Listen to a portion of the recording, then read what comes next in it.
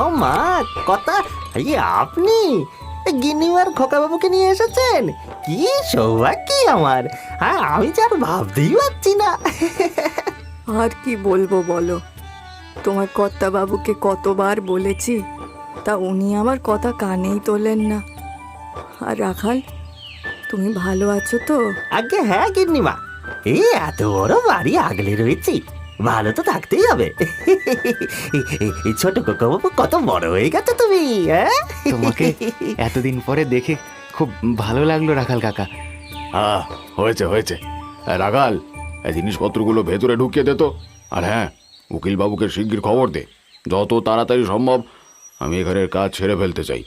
এই এতদিন পরে এই তো এলেন কর্তা, এখন কিছুদিন থাকুন। ও, তোর বাজে বকার স্বভাবটা আর গেল না। যা বলছি কর না। এই, তোমরা ভেতরে চলো তো।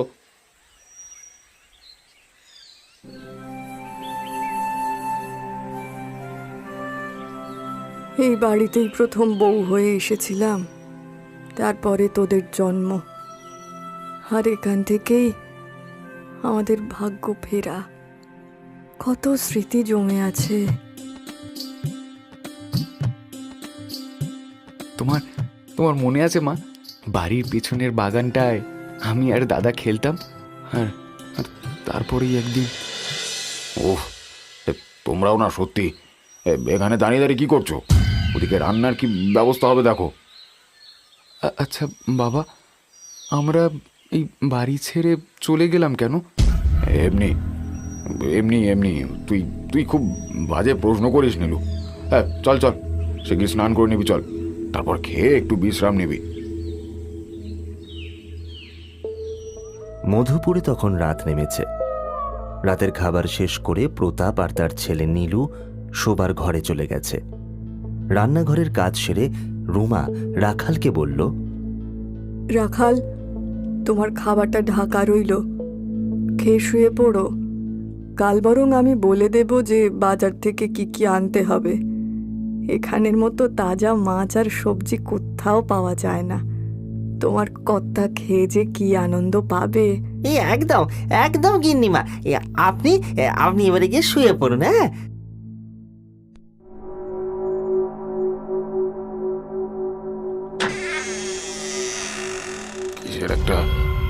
কিসের একটা শব্দ হলো না? প্রতাপ স্পষ্ট দেখতে পেল দেওয়ালে একটা ছোট ছেলের ছায়া। নিমিষে ছায়াটা তার কাছে এগিয়ে আসছে। প্রতাপের গলার কাজটা যেন ভার হয়ে আসছে। ভয়ে আতঙ্কে তার গলা দিয়ে একটা শব্দও বেরোচ্ছে না। সে চেষ্টা করছে স্ত্রীকে ছেলেকে ডাকার, কিন্তু পারছে না।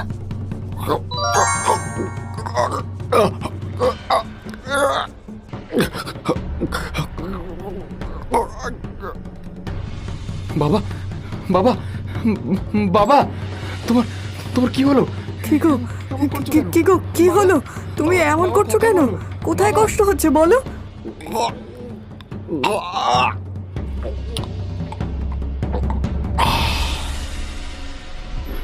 বাবা, ওগো, এ কি হয়ে গেল? এ কি সর্বনাশ হয়ে গেল? ওগো, চোখ খোলো, কথা বলো। এই তো কালকেই কর্তাবাবু এলেন, কত খুশি ছিলেন। এক রাতের মধ্যে কি যে হয়ে গেল ছোট খোকা, আমি যে ভাবতেও পারছি না। আমিও যে কিছুই বুঝতে পারছি না রাখাল কাকা। সবকিছু যেন ঝড়ের বেগে হয়ে গেল। এখন তুমি গিন্নিমার কাছে যাও। এই দুঃখের সময় ওনার তোমাকেই সবচেয়ে বেশি প্রয়োজন। যাও তুমি।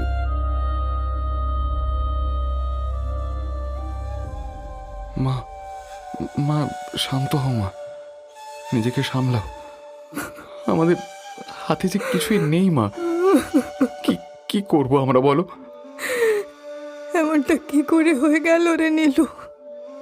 আমরা কত আনন্দ করে এখানে এলাম, ভেবেছিলাম কটা দিন খুশিতে কাটাবো, আরে সেই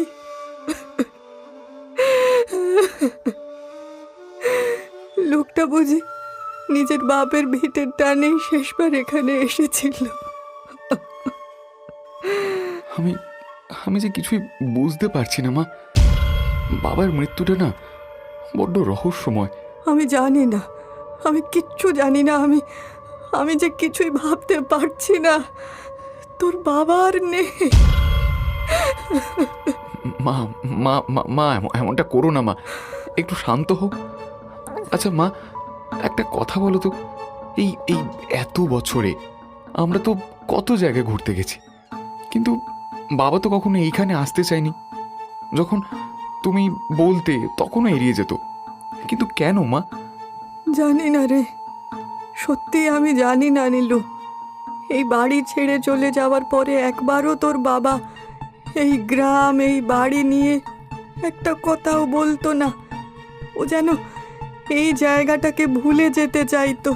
আর যখন আমরা এখানে এলাম তখনই বাবা সব কিছু ছেড়ে চলে গেল।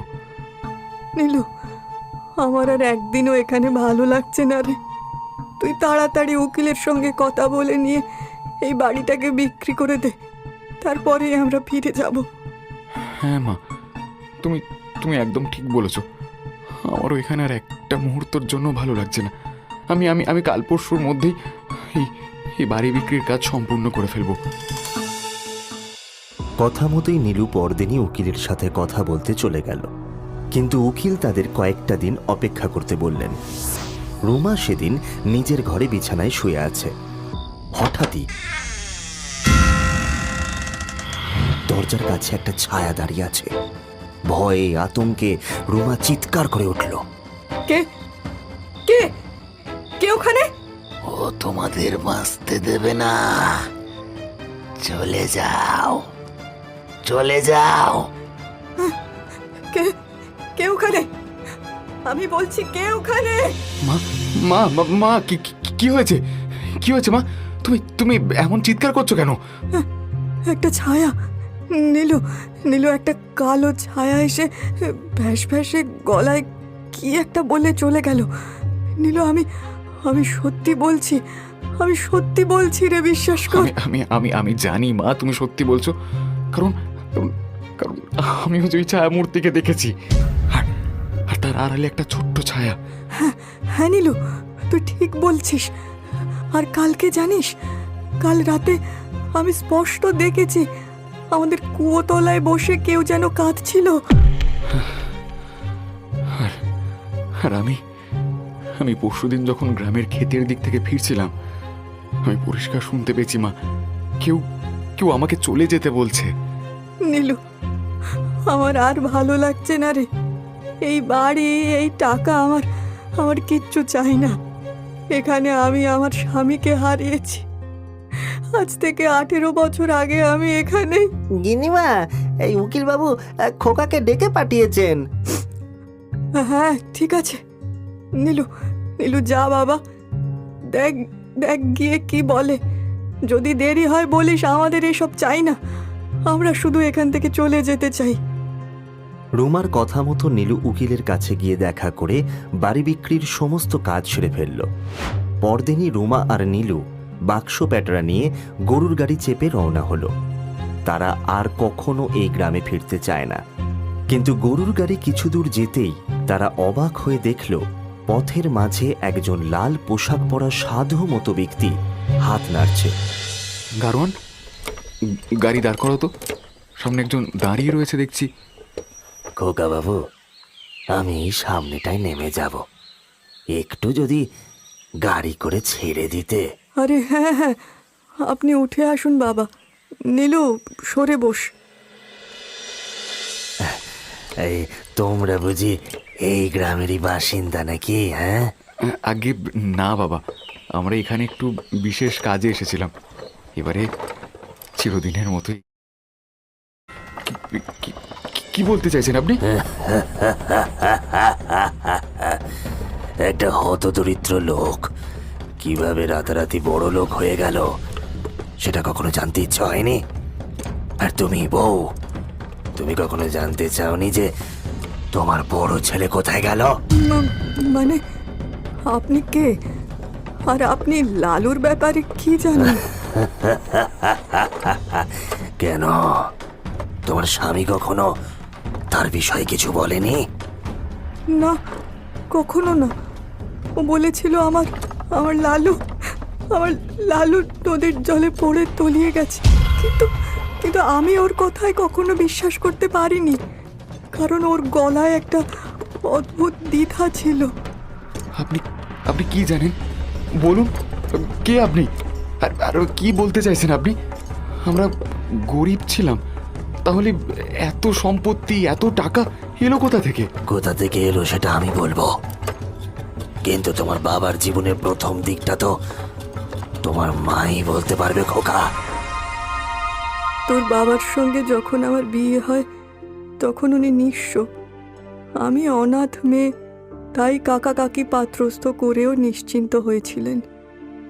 আমি যখন তোর বাবার সঙ্গে এক চালার ঘরে আসি তখন তোর বাবা লোকের জমিতে খাটত, কোনোদিন একবেলা খাবার জুটত, আবার কোনোদিন কেবল জল খেয়েই দিন কাটত। এর মধ্যেই একদিন, হ্যাঁ গো, এইভাবে আর কতদিন চলবে বলো তো? আজকে খগেনের মা দয়া করে দুটো চাল দিলে তাই ফুটিয়ে দিলুম, নইলে তো। কি করব রুমা, কত জায়গায় যে কাজের জন্য বললাম, এমনকি ভট্টাচার্যি বাড়িতে বললাম ওদের চাকরের কাজ করব, কিন্তু কিছুতেই তো কিছু হচ্ছে না গো। এখন না হয় এইভাবে চলছে, কিন্তু এরপরে যখন ওরা হবে তখন কিভাবে কি হবে বলো তো? ওরা হবে মানে কি বলছো কি রুমা? তুমি বাবা হতে চলেছ গো, আমাদের ঘর আলো করে সন্তান আসছে গো। কি তুমি তুমি সত্যি বলছো রুমা? তুমি মা হতে চলেছো? হে ঈশ্বর, আজকে আজকে যে আমি কি খুশি। আরে হ্যাঁ গো হ্যাঁ, আর কিছু দিনের মধ্যেই আমাদের ঘর ভরে যাবে। কিন্তু কিন্তু কিন্তু কি রুমা, এমন খুশির দিনে তুমি মুখ কালো করে আছো কেন? ওগো, ছেলে পুলে হওয়া মানে যে আরো পেট বাড়বে, এদিকে আমাদের দুজনের দুই বেলা খাবার জোটে না, কি করব আমরা? তুমি তুমি মিথ্যে ভাবছো রুমা, দেখবে আমাদের সন্তান আমাদের ভাগ্য বদলাবে। বলে না, বাচ্চারা নিজের ভাগ্য নিজেই নিয়ে আসে। তুমি একদম ভেবো না, ঈশ্বর সব ঠিক করে দেবেন। কিন্তু তোর বাবার কথা ঠিক হলো না। সঠিক সময়ে আমার কোল আলো করে তুই আর তোর দাদা এলি। দুই ছেলেকে একদম এক দেখতে হলেও তোর হাতে 5টা আঙুলের জায়গায় 6টা আঙুল ছিল। দুই ছেলে হওয়ার আনন্দে আমরা যেন সব দুঃখ ভুলে গেলাম, কিন্তু কিছুদিনের মধ্যেই বুঝলাম আমাদের অবস্থা আরো শোচনীয় হয়ে উঠেছে। তোর বাবা সারাদিন পরিশ্রম করে সারা রাত খেটে যেটুকু রোজগার করত তাতে তোদের পেটের খাবার দিতাম, কিন্তু এইভাবে দিন কাটলো না। তোরা যখন 3 বছরের হলি তখন একদিন লালুর খুব জ্বর হলো। মা, ও মা, বাবা কখন আসবে মা? চলে আসবে সোনা, তুমি চোখ বন্ধ করে শুয়ে থাকো, বাবা ঠিক চলে আসবে। কিন্তু মা, আমার যে খুব শীত করছে, একটা কাঁথা দাও না মা।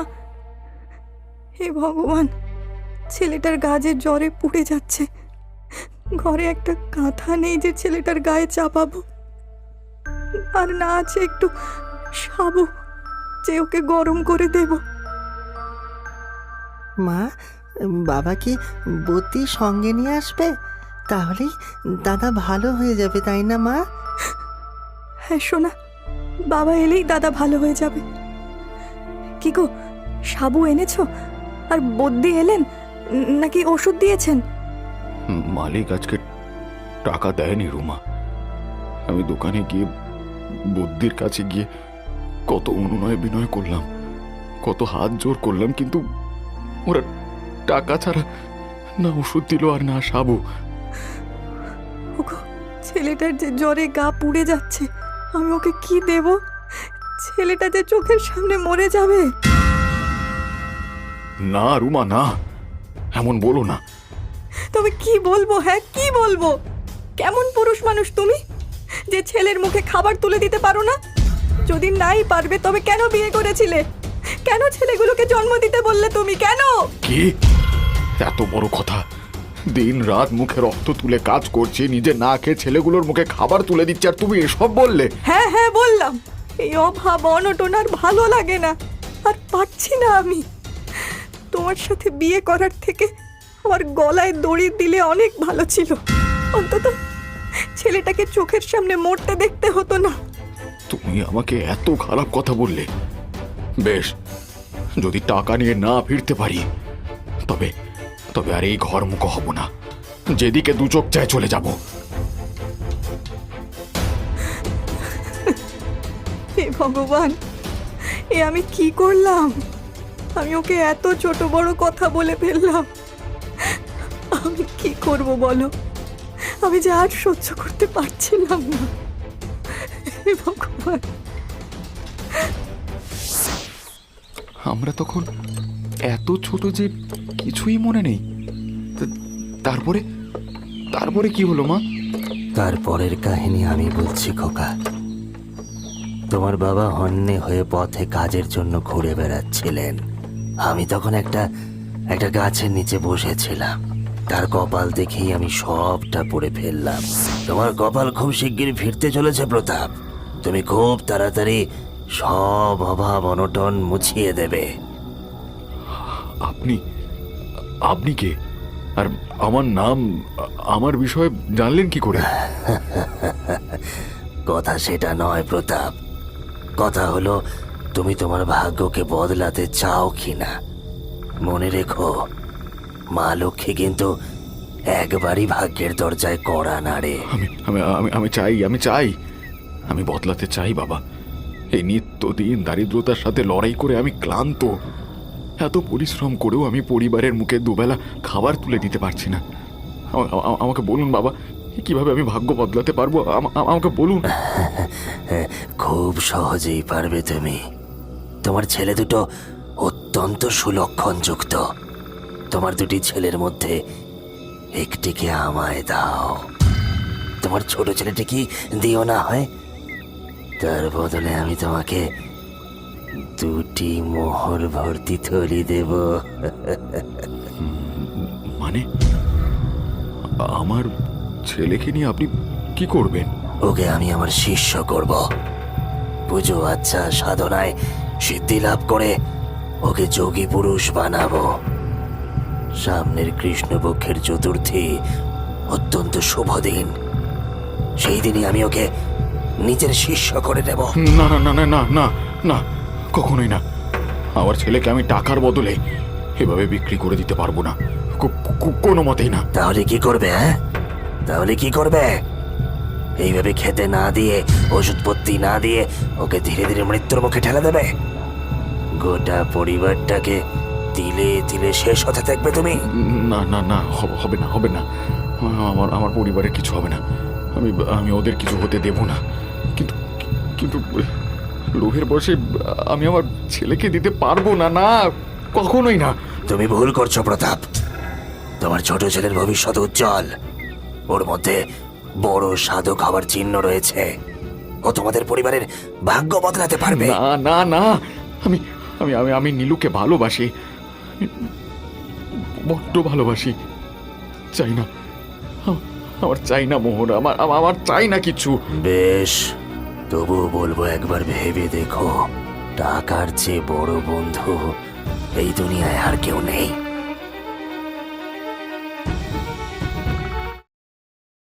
রাত হয়েছে। সে বাড়ি ফিরেই দেখল রুমা অস্থির পায়ে পায়চারি করছে। প্রতাপকে দেখেই তার পায়ে পড়ে বলল, ওগো ওগো, আমাকে তুমি ক্ষমা করে দাও।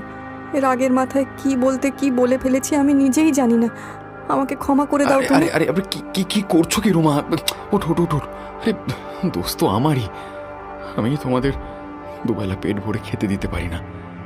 বাবা হওয়ার কোন কর্তব্য পালন করেছি বলো তো আমি এখনো অবধি? ছাড়ো, লালু কেমন আছে? ওই রকমই, জ্বরের ঘরে ভুল বকছে। এই নাও এই নাও এই নাও, এটা ওর জন্য। এই ওষুধ আর এই সাবু, আর এই রইল চাল ডাল সবজি। শিগগির ওকে ওষুধ খাইয়ে এগুলো রান্না বসিয়ে দাও। এগুলো এগুলো তুমি কি করে আনলে? টাকা পেলে কোথায়? ওই একটা টাকা বাকি ছিল, মালিক মিটিয়ে দিলেন। তুমি আর প্রশ্ন করো না, তুমি যাও ওষুধটা লালুকে দিয়ে দাও, দেখি রাতের মধ্যে ওর জ্বরটা ছেড়ে যাবে। দেখো ও, তরকারিটা কি ভালো হয়েছে মা। কতদিন পরে ভাত ডাল আর তরকারি খেলাম। সত্যি গো, রান্নাটা বেড়ে হয়েছে আজকে। আর একটু নেবে? আছে কিন্তু। না না, তুমি তুমি ভাত বেড়ে নাও দেখি। কতদিন একসাথে খাইনি বলো তো আমরা। এই হ্যাঁ গো, লালুর জ্বরটা ঈশ্বরের কৃপায় ওর জ্বরটা ছেড়ে গেছে। সাবু খেয়ে ছেলেটা শান্তিতে ঘুমাচ্ছে। সত্যি গো, আজ অনেক দিন পরে যেন একটু স্বস্তি বোধ হচ্ছে। বাবা, আমরা প্রতিদিন কেন এমন পেট ভরে খেতে পারি না? অলোক, বিমল, রামুরা রোজ পেট ভরে 2 বেলা খায়। আবার জানো, শেখর ডিম খায়। মা, ও মা, মা, এই ডিম কেমন খেতে গো? ভালো খেতে নিল। যা, এখন গিয়ে মুখ ধুয়ে শুয়ে পড়, রাত হচ্ছে তো।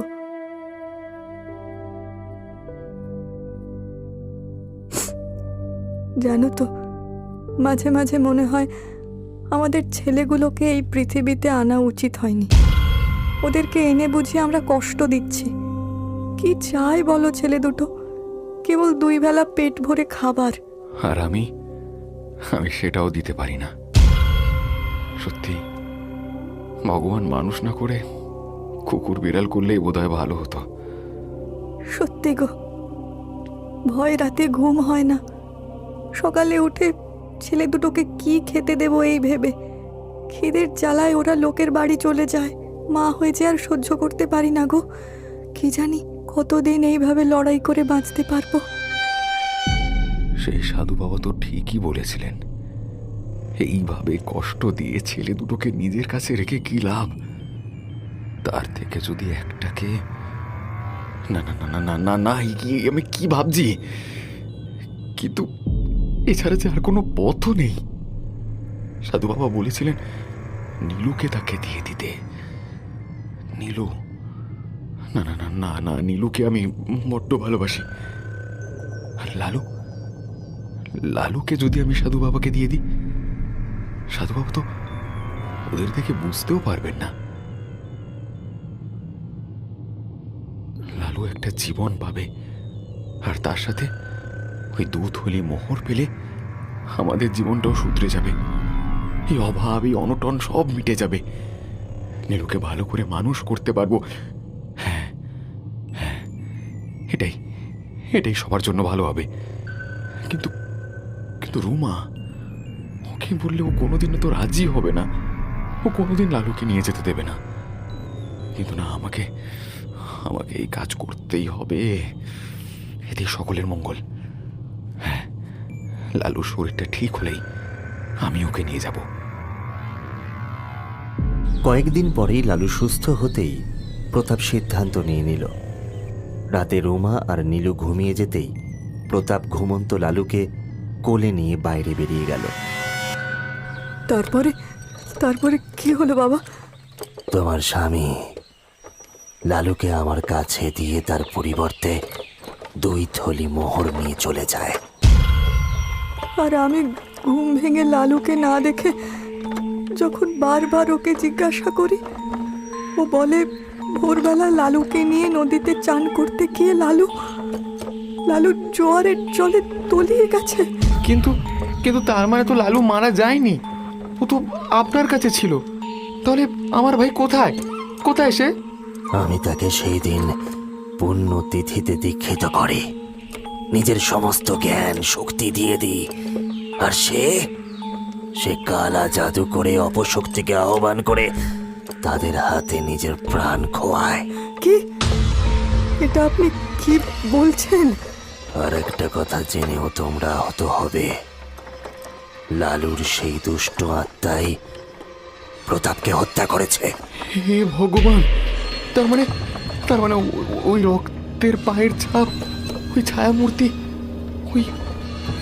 এই কদিন ধরে ঘটতে থাকা অস্বাভাবিক ঘটনাগুলো সব এই জন্যই হয়েছিল। ও তোমাদের শেষ করে দেবে, কাউকে ছাড়বে না। না না, আমি আমার স্বামীকে হারিয়েছি, একমাত্র ছেলেটাকে আর হারাতে পারবো না। দয়া করে বলুন আমরা কি করব? তোমরা লালুর নামে পিণ্ড দান করে দাও। পিণ্ড দান করলে ও আর তোমাদের কোনো ক্ষতি করতে পারবে না। ওর আত্মা মহাশূন্যে ফিরে যাবে। হ্যাঁ হ্যাঁ, তাই করব, তাই করব। আমরা তাই করব বাবা। আপনি আমাদের কত উপকার করলেন। আপনি না থাকলে আমরা হয়তো আরো আরো কত বড় বিপদের সম্মুখীন হতাম। অশেষ ধন্যবাদ আপনাকে বাবা। তোমরা কালই লালুর নামে পিণ্ড দান করে আমার সাথে একবার দেখা করবে। আমি নীলুকে সুরক্ষা কবচ করে দেব। নীলু আর রুমা তখনই গরুর গাড়ি করে আবার নিজেদের বাড়িতে ফিরে গেল। এক অজ্ঞাত সত্যি জানতে পেরে দুজনেরই মনের অবস্থা খারাপ হয়েছিল। তান্ত্রিকের কথা মতো তারা পরদিনই এক নির্জন স্থানে গিয়ে তান্ত্রিকের জন্য প্রতীক্ষা করতে থাকলো। পূবের আকাশে তখন মেঘ জমতে শুরু করেছে। কিছুক্ষণের মধ্যেই তান্ত্রিক এসে পড়ল। পিণ্ডদান সম্পন্ন হয়ে গেছে তো নীলু? লালুর আত্মাকে তোমরা চিরকালের মতো বিদায় করে দিয়েছো তো? আগে আগে হ্যাঁ বাবা, আমরা কিছুক্ষণ আগেই পিণ্ডদান করে ফিরলাম। মুহূর্তের মধ্যেই তান্ত্রিকের চোখের ভাব বদলে গেল। মুখে ফুটে উঠল পৈশাচিক হাসি।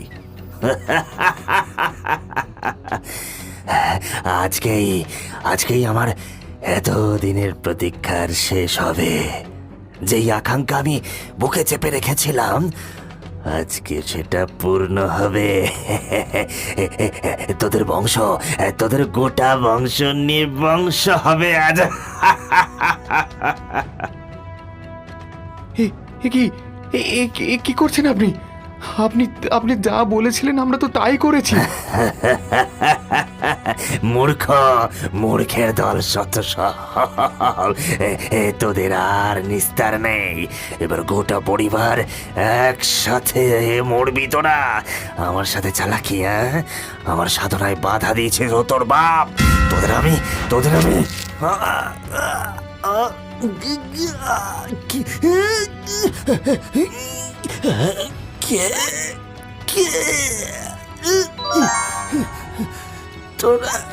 তোরা ওর পিণ্ড দান করিসনি?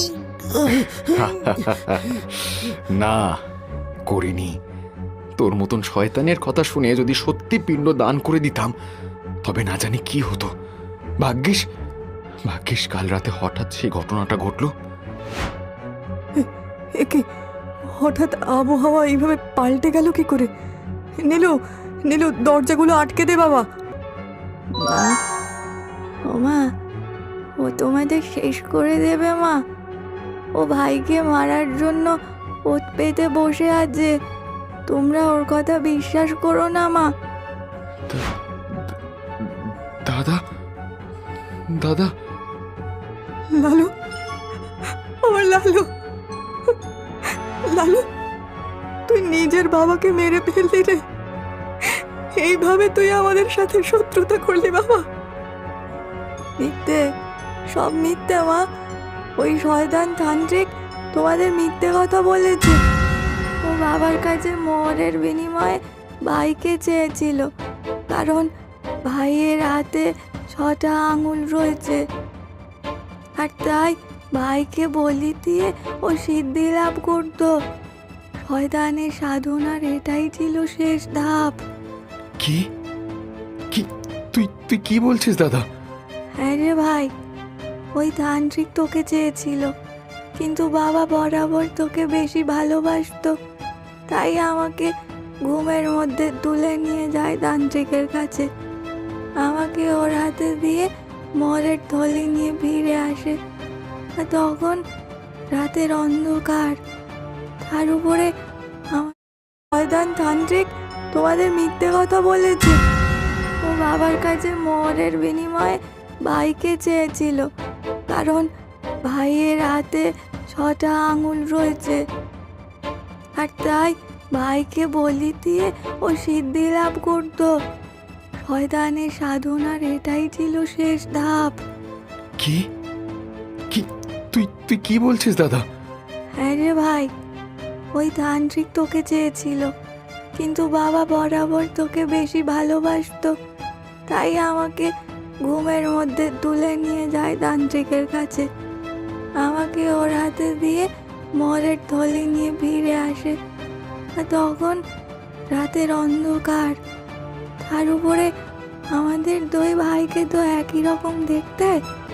তান্ত্রিক তখন সাধনার শেষ পর্যায়ের আয়োজনে ব্যস্ত, তাই সে খেয়াল করেনি যে তোর জায়গায় বাবা আমায় নিয়ে গেছে।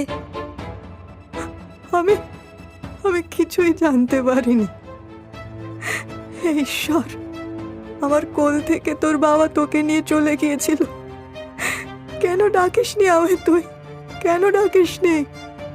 বাবা ঠিক করেছিল না ভুল সেটা জানি না মা, তবে বাবা জানতো না যে ওই শয়তান তান্ত্রিক তার সাধনার উদ্দেশ্যে আমায় বলি দেবে। আর হলো তাই। ঘুম চোখে আমি কিছু বুঝে ওঠার আগেই আমায় বলি দিয়ে দেওয়া হলো। কিন্তু কিন্তু কিছুক্ষণ পরেই তান্ত্রিকের ভুল ধারণা ভাঙলো। যেই সিদ্ধি লাভের আশায় সে বলি দিয়েছিল সেটা তখন সম্পূর্ণ হলো না, কারণ আমার হাতে তো কোনো অতিরিক্ত আঙুল ছিল না। বাবা যে ভাইয়ের বদলে আমায় দিয়েছে এটা বুঝেই তান্ত্রিক রাগে পাগল হয়ে গেল। বিশ্বাসঘাতক, বিশ্বাসঘাতকতা করেছে, বিশ্বাসঘাতকতা করেছো আমার সাথে। ওই প্রতাপের জন্য আমাকে এত দিনের সাধনা বিফলে চলে যেতে দেখতে হলো। ও নিজের ছোট ছেলের বদলে আমাকে বড় ছেলে দিয়ে গেছে। ওকে আমি ছাড়বো না, ওকে আমি ছাড়বো না, ওকে আমি নির্বংশ করে দেব।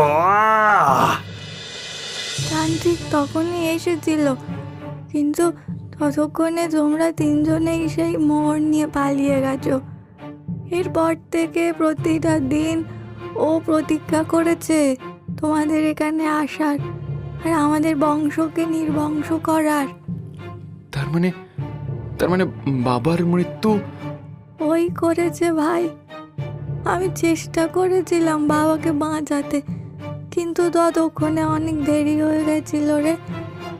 এবার ওর লক্ষ্য ছিল তোমরা, তাই তো সমস্ত দোষ আমার নামে দিয়ে আমার জন্য পিণ্ড দিতে বলেছে, কারণ পিণ্ড দিলে আমি চিরকালের মতো চলে যাব, তোমাদের আর রক্ষা করতে পারবো না। কিন্তু আমি যা বলছি তোমরা তাই করবে।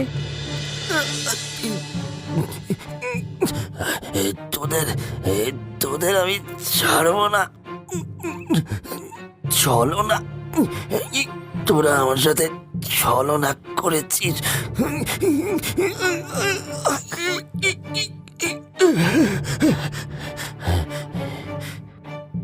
শয়তান, পাপী, কোনোদিন তোর মুক্তি হবে না, কখনো না। কিন্তু এবারে যে আমার মুক্তি চাই মা। এত বছর ধরে বড় কষ্ট পাচ্ছি মা, এবারে আমার মুক্তি দাও। লালু, বাছারে, তোর মাকে ক্ষমা করে দিস বাবা। তোর মা তোকে বাঁচাতে পারেনি, তোর কষ্ট কমাতে পারেনি। আমাদের সুখ, স্বাচ্ছন্দ্য, আনন্দ সবটা যে তোর প্রাণের বিনিময় হয়েছে সেটা জানলে আমি কোনোদিন খুশি হতে পারতাম না রে। আমাকে ক্ষমা করে দে বাবা, ক্ষমা করে দে। হ্যাঁ দাদা, আমরা কখনো ভাবিনি যে আমাদের আড়ালে এই সব ঘটেছে, আমাদের ক্ষমা করে দিস। এরপরেই নীলু তার দাদার পিণ্ড দান করে তার শ্রাদ্ধ শান্তি সম্পূর্ণ করে, আর তারা বাড়ি বেচে দিয়ে চিরকালের মতো এখান থেকে চলে যায়। আর কখনো তারা এই গ্রামে ফেরেনি।